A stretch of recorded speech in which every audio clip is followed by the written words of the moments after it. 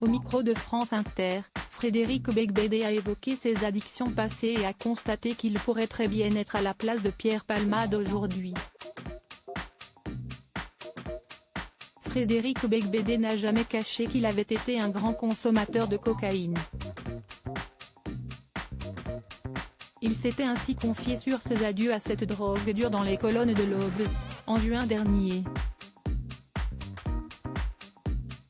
Il souhaitait notamment que ses enfants sachent quelle perte de temps et d'argent elle représentait. L'auteur avait déjà évoqué les dérives de sa vie d'avant, notamment lorsqu'il partageait la vie de Laura Smith, sur le plateau d'En Aparté. On s'est entraîné. Moi, qui étais plus âgé, j'aurais dû être peut-être plus prudent. J'étais dans une phase de ma vie où je pratiquais un certain basculement nocturne, reconnaissait-il, alors qu'il avait noté dans son ouvrage que c'était un miracle qu'il soit encore en vie. Frédéric Beigbeder fait son mea culpa invité dans l'émission de Sonia De Villers sur France Inter pour la promotion de son nouvel ouvrage Confessions d'un hétérosexuel légèrement dépassé. Frédéric Beigbeder est revenu sur l'affaire Pierre Palmade.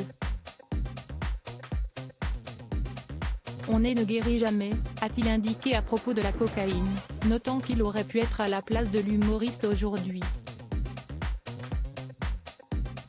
Même si ce qui est arrivé à Palmade est plus, à mon avis, lié à d'autres drogues nouvelles, comme la 3-MMC, dont je parle aussi, mais que je n'aille jamais essayer, a-t-il poursuivi. En tout cas, bien sûr qu'il ne faut jamais croire un ancien toxicomane qui dit qu'il est guéri, parce qu'on n'est jamais guéri, a-t-il mis en garde. La journaliste l'a cité ensuite évoquant ces bons samaritains qui vous remettent le nez dedans. L'auteur en a profité pour faire un petit mea culpa. Si est-il comme une confrérie de gens qui se font du mal en groupe.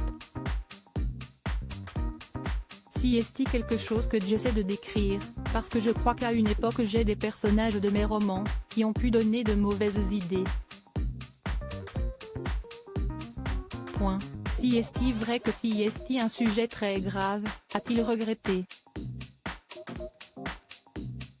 Des mises en garde jamais entendues par Pierre Palmade. Jean-Marie Bigard, proche de Pierre Palmade, avait justement évoqué les nombreuses mises en garde que les proches de l'humoriste lui avaient faites en vain. Tous les amis de Pierre, tous ceux qui l'ont côtoyé sans exception, lui ont dit « Pierre, arrête !» Et on s'est tout cassé les dents. Il dit « Non, je fais ce que je veux, arrêtez de me dire ce que je dois faire ». Il a survécu à tout ça, et puis là, si est-il la grosse punition, il n'y a plus rien à faire, constatait-il avec amertume sur le plateau de TPMP. À lire aussi J'aurais dû être plus prudent, Frédéric Beigbeder évoque les dérives de sa relation avec Laura Smith dans En Aparté.